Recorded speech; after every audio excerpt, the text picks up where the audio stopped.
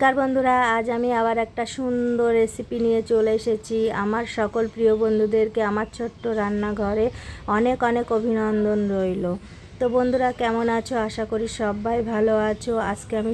আজকে আমি সুন্দর একটি রেসিপি নিয়ে চলে এসেছি। চলো আজকে আমি কি রান্না করতে চলেছি তোমাদেরকে একটু দেখাই।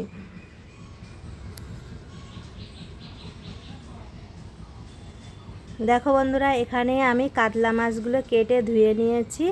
আর এখানে নিয়েছি কলা পাতা।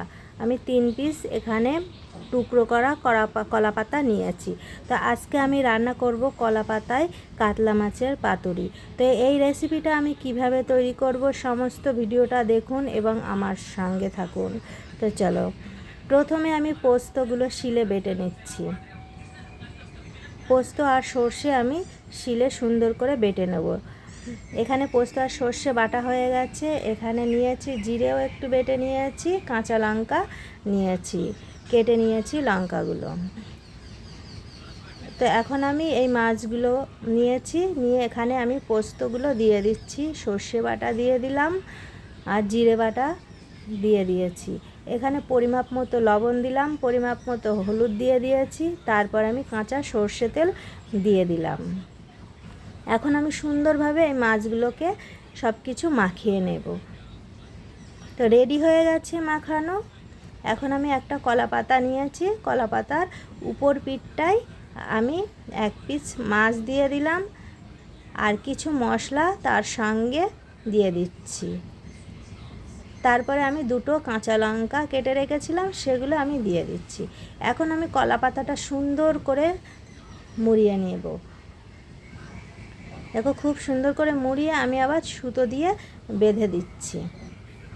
এখন এইভাবে আমি আবারও করে নেব সবগুলো।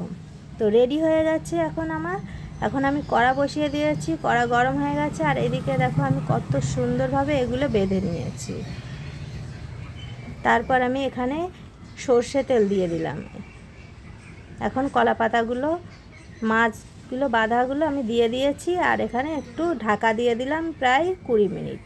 তারপর 20 মিনিট পরে আবার ঢাকা খুলে আমি আবার তুলে নিয়েছি। নিয়ে উল্টিয়ে দিয়ে আমি আবারও ঢাকনা দিয়ে দিলাম। দেখো বন্ধুরা, কত সুন্দরভাবে হয়ে গেছে। এখন আমি তুলে নিচ্ছি। কলা পাতার ভাপে রান্না করার কারণে তেল ব্যবহার কম হয়, যা পুষ্টিগুণ বজায় রাখে এবং হজম সহজে করে।